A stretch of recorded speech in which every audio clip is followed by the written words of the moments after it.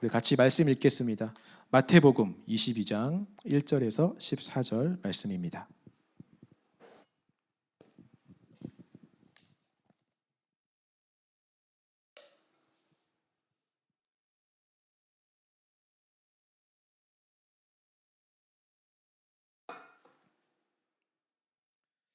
마태복음 22장 1절에서 14절 말씀 우리 한 절씩 같이 교독하도록 하겠습니다.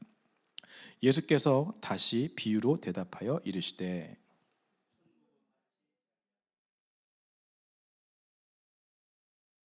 그 종들을 보내어 그 청한 사람들을 혼인잔치에 오라 하였더니 오기를 싫어하거늘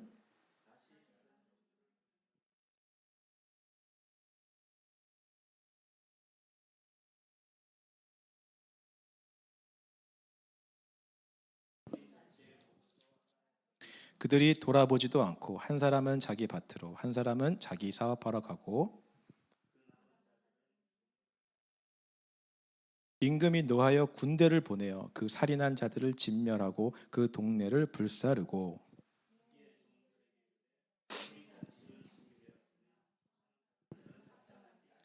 내거리 길에 가서 사람을 만나는 대로 혼인잔치에 청하여 오라 한대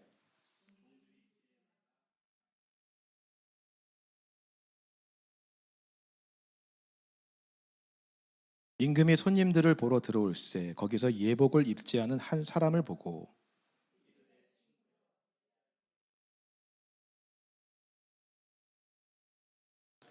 임금이 사환들에게 말하되 그 손발을 묶어 바깥 어두운 데에 내던지라 거기서 슬피 울며 이를 갈게 되리라 하니라. 함께 읽겠습니다. 시작. 청함을 받은 자는 많되 택함을 입은 자는 적으니라. 아멘. 예수님께서 혼인잔치의 비유를 말씀하시는 내용입니다. 천국이라고 하는 것은 마치 아들을 위하여 잔치를 베푼 혼인잔치를 베푼 임금과 같다라고 말씀하시죠. 이 비유에서 임금은 당연히 하나님 아버지이시고요. 그리고 이 아들은 하나님의 아들이신 예수 그리스도를 상징하고 있습니다. 그 예수님께서 이 땅에 사람의 몸을 입고 오셔서 우리를 구원해 주셨다라고 하는 이 복음, 이 기쁜 소식이 바로 천국 잔치로 초청하는 초청이고 부름이고 오라고 하는 그 말씀인 것이죠. 그 부름에 순종해서 응답해서 예수님을 믿는 자들, 구원받은 자들이 함께 모여서 그 잔치에 모여서 신랑 되신 예수님과 하나가 되는 그 모습을 천국에 비유하고 있고 혼인잔치로 지금 비유하고 있는 것입니다. 생각만 해도요, 이 모습이 너무나 기쁘고 성대한 그런 잔치의 모습을 우리가 상상해 볼 수 있습니다. 한 나라의 임금이 여는 잔치이니까 얼마나 성대하고 얼마나 완벽할까요? 4절 말씀 한번 읽어볼까요? 시작. 다시 다른 종들을 보내며 이르되 청한 사람들에게 이르기를 내가 오찬을 준비하되 나의 소와 살찐 짐승을 잡고 모든 것을 갖추었으니 혼인잔치에 오소서 하라 하였더니 살찐 소와 짐승을 잡고요 모든 것을 갖추었다라고 표현하고 있습니다. 완벽한 잔치, 흠이 없는 모든 것이 준비되어 있는 하나님이 준비하신 성대한 그런 천국 잔치라는 것들을 강조하고 있는 것입니다. AI가 만들어준 그 당시의 혼인잔치의 모습입니다. 자, 그런데요, 굉장히 충격적인 일이 일어나게 됩니다. 3절 말씀 한번 읽어볼까요? 시작. 그 종들을 보내어 그 청한 사람들을 혼인잔치에 오라 하였더니 오기를 싫어하거늘. 이제 종들을 보내서 청한 사람들을 혼인잔치에 오라라고 했는데 오기를 싫어한다라고 하는 것입니다.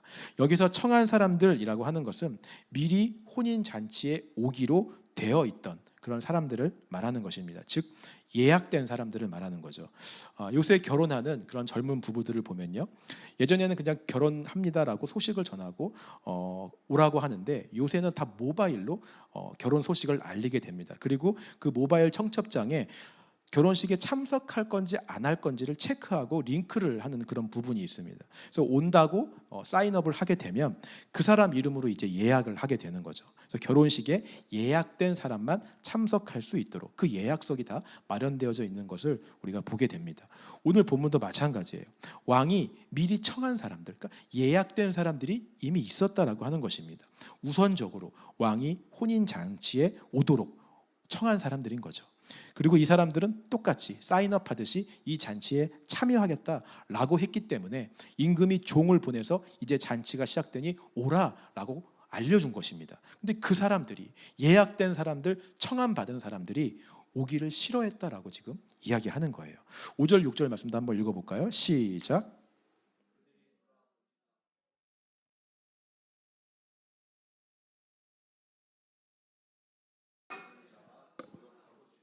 자, 얼마나 오기를 싫어했는지. 한 사람은 돌아보지도 않고 자기 밭으로 가고요, 한 사람은 사업하러 가고, 또 남은 자들은 종들을 잡아서 모욕하고 죽였다라고 나오고 있습니다. 여러분, 이 행동이 좀 이해가 가십니까? 지금 어떻게 한 나라의 왕이, 임금이 초청한 잔치인데 그걸 이렇게 무시하고 거절할 수가 있을까요? 정상적인 사람이라면 도저히 할 수 없는 행동입니다. 자, 그런데 이 비유가 누구를 상징하고 누구를 대상으로 하고 있는지를 잘 살펴보면 이 내용이 이해가 가요. 여기서 왕의 초대를 거절한 사람들은 유대인들을 가리키고 있습니다. 종교 지도자들, 바리새인들, 서기관들, 이런 사람들을 가리키고 있어요. 그러니까 먼저 하나님의 백성으로 선택받았던 이스라엘 백성들 가리키고 있는 것입니다. 예약된 백성, 언약 백성을 말하고 있는 것이죠. 이들은 앞장인 마태복음 21장에도 한번 언급이 되었어요. 여러분, 그 비유 아실 것입니다. 포도원 주인이 타국으로 가는데 이 포도원을 농부들에게 맡기고 떠나갔어요. 나중에 이 농부들이 포도원을 차지하기 위해서 주인이 계속 종들도 보내고 마지막엔 아들까지 보내는데 다 죽여버리고 자기들이 차지하려고 했던 그 포도원 비유를 기억하실 것입니다. 그게 바로 이 앞장 21장에 나오고 있는 비유예요. 그 내용이 지금 22장까지 계속 이어지고 있는 것입니다. 먼저 하나님을 알고 청함받고 하나님의 백성으로 선택받은 예약된 언약 백성이 그 초청을 거절하고 주인의 아들까지 겁없이 죽여버리려고 하는 그 유대인들의 모습, 이스라엘 백성들의 모습을 지금 상징적으로 말씀하고 계시는 것이죠. 자, 그렇다면요, 이 유대인들, 이 이스라엘 백성들은 뭐가 그렇게 거슬려서, 뭐가 그렇게 화가 나고 분노해서 그 왕의 초청을 거절하고 이렇게까지 죽이고 모욕하고 분노하고 있는 것입니까? 왕의 아들을 죽일 만큼 화가 나는 이유가 무엇일까요? 바리새인들과 서기관들, 그리고 이스라엘 백성들은요, 율법이라고 하는 것에 자기의 목숨을 걸고 있었습니다. 자신들이 율법을 잘 지킨다라고 믿었고요, 그 율법을 지키는 행위가 하나님 앞에 서게 해준다라고 굳게 믿고 있었습니다. 근데 예수님은 이 땅에 오셔서 그들에게 그렇게 말씀하시지 않는 거예요. 율법을 나는 잘 지킨다고 생각했는데 너희들은 절대로 율법을 지킬 수 없다라고 말씀하십니다. 내가 생각하는 그 율법의 기준을 너희는 만족시킬 수 없다라고 말씀을 하세요. 그러면서 율법을 지킬 수 없는 그들 안에 있는 더러운 죄의 본성과 추악한 인간의 본질을 자꾸 끄집어내시는 거예요. 그걸 볼 수 있도록, 그 죄성을 볼 수 있도록 드러내시는 것입니다. 그들을 만날 때마다 말씀을 통하여 자꾸 그들을 찔러서 본질을 막 드러내는 거예요. 여러분, 가늠한 여인 얘기 잘 아실 것입니다. 가늠하다 잡힌 여자를 사람들이 돌로 쳐서 죽이려는데 예수님이 딱 한마디 하시죠. 죄 있는 자가 돌로 쳐라. 저번에도 한번 말씀드렸던 것 같은데 그 전까지는 이 사람들의 머릿속에는 저 가늠한 여인만 죄인이었어요. 자기들은 죄인이 아니었어요. 근데 예수님이 그 말씀을 하시는 순간 자기들도 다 죄인이 되어버린 거죠. 자기 안에 있는 더러운 죄와 그 수치와 부끄러움이 다 드러난 거예요. 슬그머니 돌을 내려놓고 돌아가기 시작하는 것입니다. 다 발가벗겨지게 되는 거죠. 그 전까지 발가벗긴 죄인은 가늠한 여인뿐이었는데 예수님의 말씀 한마디로 모두가 다 발가벗겨진 것처럼 그 죄악과 수치와 부끄러움이 다 드러나게 되는 거예요. 예수님은 말씀으로 사람들을 만날 때마다 이렇게 그 본질을 다 드러내셨습니다. 우리 안에 결코 율법을 지킬 수 있는 선한 것이 아무것도 없다는 사실을 다 들추어서 드러내셨어요. 본질적인 죄성이 가득한 죄인이라는 사실을 알도록 그렇게 우리 안에 역사하셨습니다. 중요한 사실은요, 여기서 은혜를 받은 자들은 이 자신의 본질이 드러날 때 그것을 인정하고 예수님 앞에 돌아와 회개하기 시작했습니다. 수가성 여인이 그랬고요, 삭개오가 그랬고요, 중풍병자가 그랬습니다. 내 본질을 드러내실 때 그것을 인정하고 이 본질을 해결할 수 있는 분은 내 눈앞에 있는 예수 한 분밖에 없습니다 라고 고백하는 자들은 다 구원받은 줄 믿습니다. 자, 그러나 이 본질이 드러날 때 이 본질이 드러나는 것을 부정하고요, 그 드러나는 걸 참지 못하는 사람들은 그 본질을 드러낸 예수를 오히려 죽이려고 하기 시작했어요. 그 사람들이 바로 유대인들, 바리새인들, 서기관들이었습니다. 자신의 추악한 본질을 드러내는 예수님을 그냥 둘 수가 없는 거예요. 화가 나고 막 분노하고 성질이 나는 거죠. 왜 나를 건드려? 감히 나를 건드려? 하나님이 보낸 종들도 죽이고 하나님의 아들까지 죽이려고 시도하는 것입니다. 오늘날도 마찬가지인 것 같습니다. 지난주도 말씀을 드렸지만 이 세상은요, 자기의 본질이 드러나는 것을 결단코 참지 못합니다. 드러내려고 하면 죽이는 거예요. 나 건들지 마라. 사탄이 이렇게 만들어 놓았어요. 나를 가장 높은 하나님의 자리에 올려다 놓고 내가 하나님인데 감히 누가 나를 건드려. 내가 가장 귀해요. 내 자아가 가장 소중해. 내 행복이 가장 중요하게 만들어 놓은 거예요. 이게 아니라는 것이 밝혀지고 내 본질이 실제로는 그렇게 귀하지 않고 초라하고 죽을 죄성이 가득한 존재라는 것이 밝혀지는 것이 화가 나도록, 거기에 분노하도록 세상을 만들어 놓은 것입니다. 그래서 하나님의 초대도 거절할 만큼, 그가 보낸 종들을 때릴 만큼, 그가 보낸 자신의 아들까지 죽일 만큼 화가 나게 만들어 놓았어요. 참지 못합니다. 그래서 세상을 보시기 바랍니다. 점점 이 본질을 가리고 숨기는 방향으로 나아가고 있어요. 그런 내 본질을 숨기는 욕망이 가장 잘 드러나 있는 곳이 저는 소셜미디어라고 생각해요. SNS 보면 내가 보여주고 싶은 모습만 보여주잖아요. 실제 모습은 다 가리고 숨긴 채 화려한 모습, 내가 되고 싶은 모습, 사람들에게 자랑하고 싶은 모습만 보여주잖아요. 잘 보여준 하나의 예입니다. 인스타그램에서 나오는 사진은 저런데 실제 리얼리티는 저런 모습이다 라고 많이들, 본인들도 그렇게 생각을 해서 저런 사진들을 올리고 있어요. 자, 결국 이렇게 계속 하나님의 초청을 거절하고 말씀이 나를 드러낼 때 내 본질을 거부하며 끝까지 그 혼인잔치의 초청을 거절하는 사람들은 어떻게 될까요? 7절 말씀 한번 읽어보겠습니다. 시작.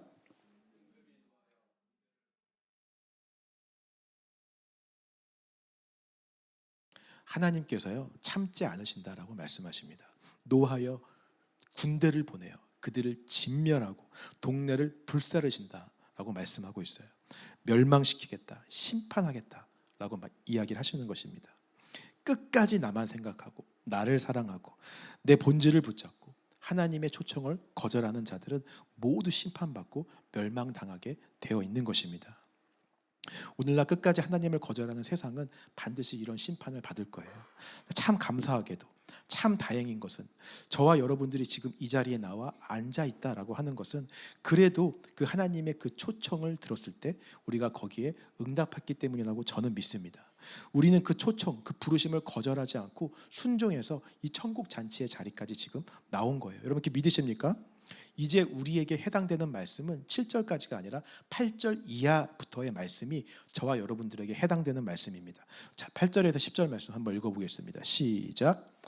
이에 종들에게 이르되 혼인잔치는 준비되었으나 청한 사람들은 합당하지 아니하니 내 거리 길에 가서 사람을 만나는 대로 혼인잔치에 청하여 오라 한데 종들이 길에 나가 악한 자나 선한 자나 만나는 대로 모두 데려오니 혼인잔치에 손님들이 가득한지라.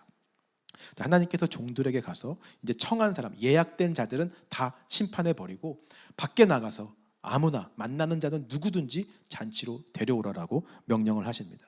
종들이 길거리에 나가서 뭐 선한 자나 악한 자나 만나는 대로 다 데려오게 되었어요. 혼인 잔치에 사람들이 막 수도 없이 바글바글하게 되었습니다. 먼저 선택된 언약 백성인 이스라엘 대신에 이방인들에게 지금 복음이 전해지는 것을 상징적으로 지금 보여주고 있는 거죠. 아마 저와 여러분들도 이 이방인들 중에 한 명일 수 있고요. 그 혼인잔치에 모인 바글바글한 사람들 중에 한 명일 수 있습니다. 자, 그런데 이제 중요한 것은요, 그 혼인잔치에 수없이 많은 사람들 아무나 다 불러서 모여왔어요. 오라고 해서 오긴 왔는데 어떤 목적으로 왔는지는 아무도 알 수가 없는 것입니다. 초청을 받고 잔치에 가긴 했어요. 이 자리까지 나왔습니다. 근데 왜 잔치에 내가 참여하려고 했는지는 그 의도와 목적은 지금 아무도 모르는 거잖아요. 음식이 많이 차려 있다고 하니까, 뭐 진수성찬이 있다고 하니까 왔는지, 선물도 준다고 하니까 그래서 왔는지, 아니면 뭐 많은 사람들이 있다고 해서 사람들 구경하러 왔는지 알 수가 없는 거잖아요. 오늘 교회의 모습도 동일하다고 생각합니다. 교회가 많아지면서요, 교회를 나오는 사람이 정말 많아지기 시작했어요. 큰 이런 곳을 보면 정말 큰 예배당에 사람들이 가득가득 차 있는 것도 우리가 보게 됩니다. 어쨌든 그 사람들은 혼인잔치에 참여하기로 결정하고 그 부르심에 응답해서 나온 사람들이에요. 정말 다양한 사람들이 교회 안에 많잖아요. 오늘 말씀처럼 세상에서 볼 때 악한 자나 선한 자나 다양한 종류의 사람들이 다 모여서 바글바글 하고 있습니다. 자, 그런데 그 수많은 사람들, 교회 안에 있는 그 수많은 그 천국 잔치에 여기 이 자리까지 온 수많은 사람들이 왜 왔는지, 어떤 목적으로 왔는지는 아무도 모르는 거예요.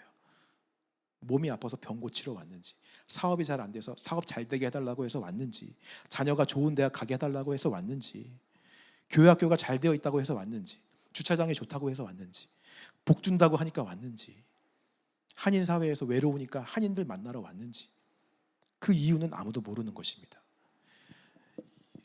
왜 왔는지 이것을 정확하게 알고 살피시는 분이 한 분 계세요. 11절 말씀 읽겠습니다. 시작.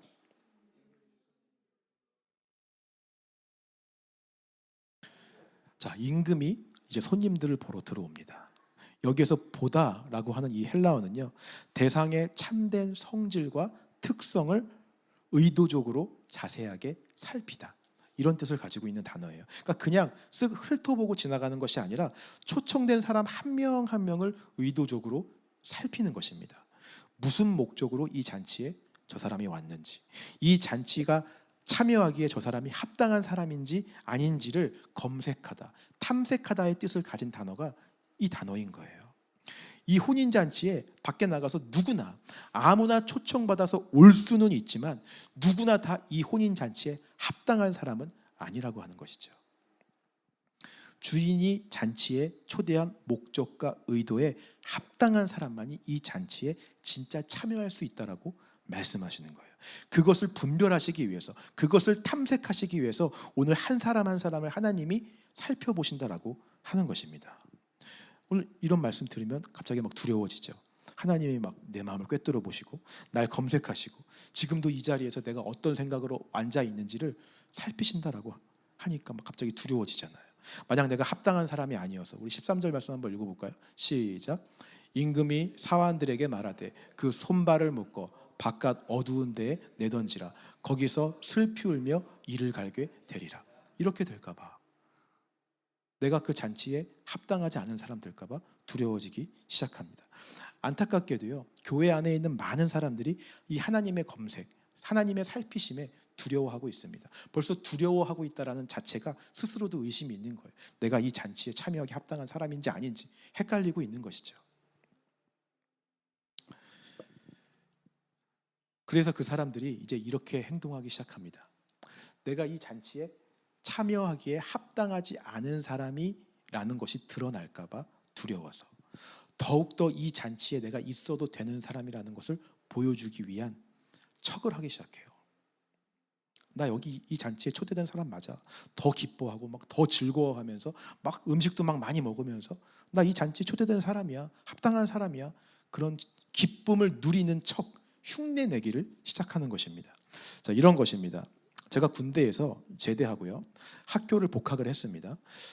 그 당시에 이제 정말 뜨겁게 내가 신앙생활 하겠다, 예수 외에는 다른 거 보지 않고 살겠다라고 결심을 하고 복학하자마자 그 당시 학교에서 가장 뜨겁다는 동아리 예수 전도단에 들어가기로 했습니다. 그래서 첫 모임에 딱 들어갔어요. 들어가서 자기소개를 하기 시작하는데 아차 싶은 거예요. 다 자기소개를 하는데 그 당시가 2003년도였습니다. 저는 03학번 새내기 누구누구입니다.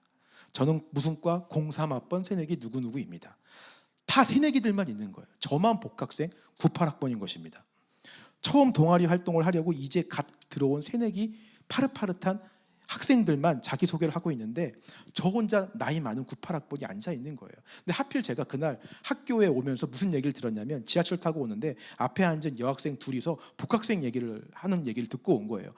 우리 과에 복학생이 한 명 왔는데 너무 짜증난다라고 얘기를 하는 거죠. 막 아저씨 같고 막 너무 막 싫다라고 하니 그 친구가 물어보는 거예요. 몇 학번인데? 98학번이래. 제가 그 98학번이잖아요. 그 아저씨 같은.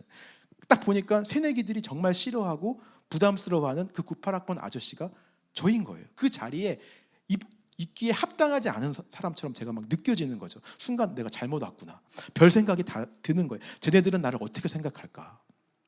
제가 어떻게 했을까요? 나는 누구보다 이 모임에 있기에 합당한 사람이다라고 보여주려고 제가 애를 쓰기 시작하더라고요. 찬양할 때도 막 젊은 사람처럼 막 손들고 막 뛰면서 막 찬양하고, 나 너희들과 같이 이렇게, 나 아저씨 아니야, 나 이렇게 젊은 사람이야, 막 보여주려고 애쓰고 막 노력하고 하는 모습들을, 제가 스스로 그렇게 애쓰고 있는 모습들을 제가 보게 되었습니다. 나도 그 동아리에 참여할 수 있는 사람이라는 것을 증명하기 위해 자꾸 흉내내는 거죠. 그런 척을 하기 시작하는 것입니다. 결국 도저히 이건 아니다 싶어서 제가 2주 만에 그 동아리를 나오고, 나중에 예수전도단은 다른, 나중에 어른이 돼서 졸업한 다음에 다시 들어가게 되고요, 성경 공부하는 동아리를 찾아서 제가 들어가게 되었습니다. 거기 갔더니 다 복학생밖에 없어요. 다 저 같은 막 성경 1년에 50번 읽을 것 같은 형님들만 막 이렇게 앉아 계시고, 거기에 가니까 비로소 마음이 안정을 찾더라고요. 내가 있어야 할 곳에 왔구나. 이런 것처럼요, 교회 안에도 비슷한 일들이 일어난다라고 하는 거죠. 자꾸 내가 이 천국 잔치에 참여하기 합당한 사람이라는 것을 증명하기 위해 눈에 보이는 뭔가를 자꾸 하려는 거예요. 율법, 종교생활, 그걸로 자꾸 보여주려고 하는 거죠. 더 열심히 교회 행사에 참여하고, 더 열심히 헌금하고, 더 열심히 예배, 봉사, 모든 행사, 내가 여기에 있어도 되는 사람이란 걸 증명하고 싶은 거예요. 자, 그러나 오늘 하나님의 판단 기준은요, 너무나 심플하고요, 너무나 단순합니다. 12절 말씀 한번 읽어보겠습니다. 시작.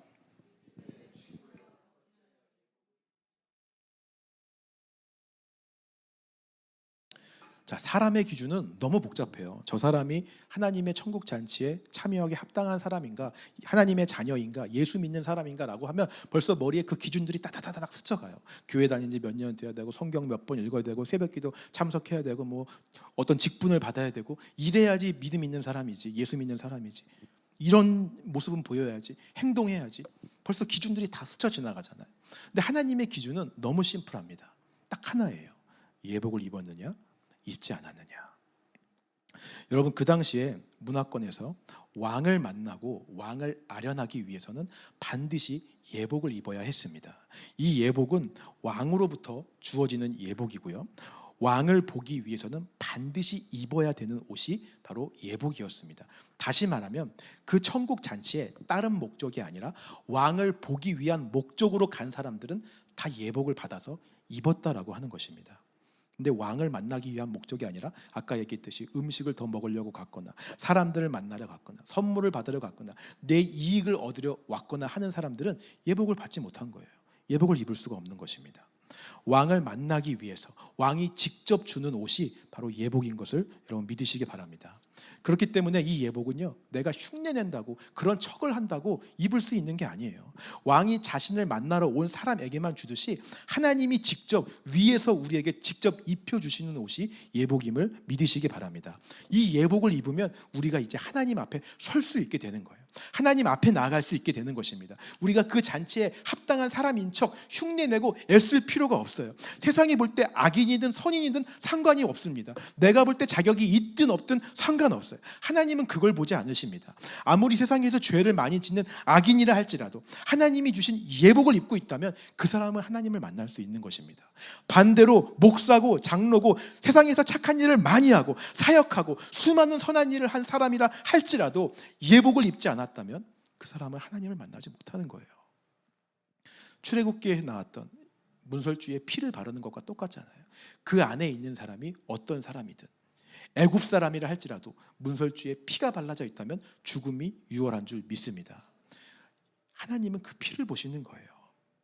그 예복을 보시고 우리에게 이 잔치에 참여하기 합당한 자다라고 말씀해 주시는 줄 믿습니다.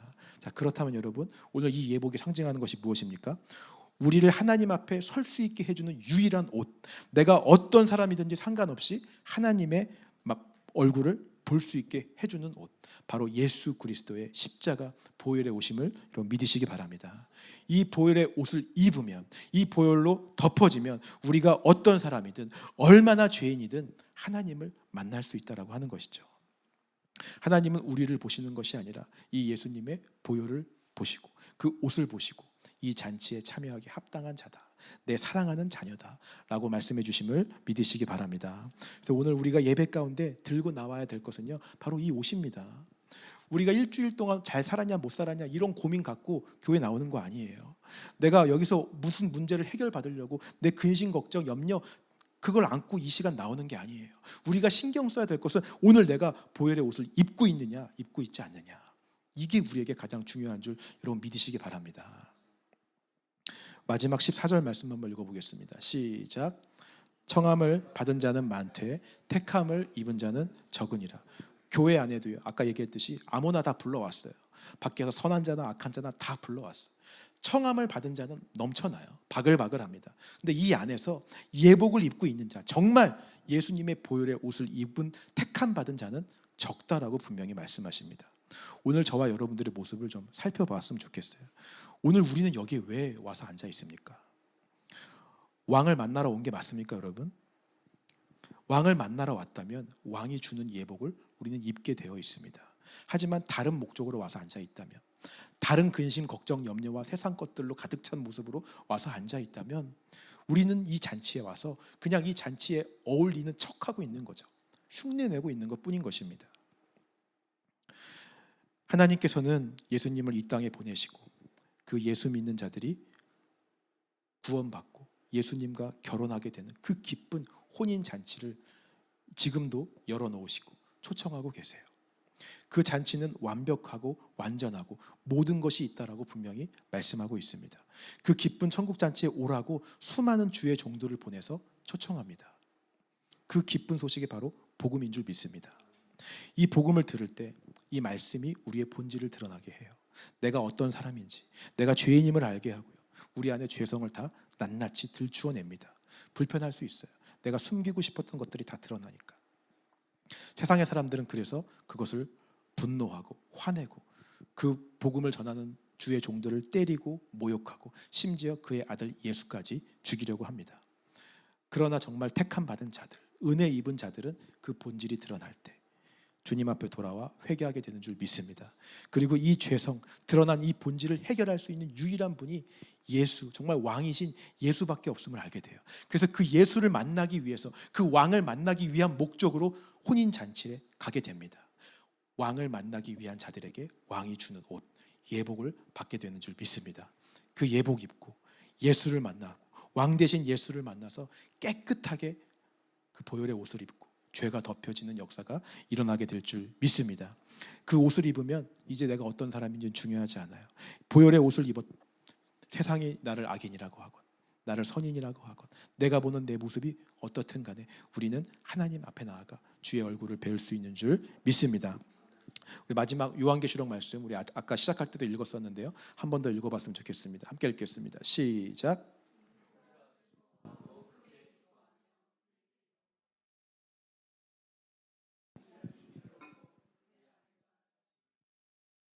그에게 빛나고 깨끗한 세마포 옷을 입도록 허락하셨으니 이 세마포 옷은 성도들의 옳은 행실이로다 하더라. 천사가 내게 말하기를 기록하라. 어린 양의 혼인 잔치에 청함을 받은 자들은 복이 있도다 하고 또 내게 말하되 이것은 하나님의 참되신 말씀이라.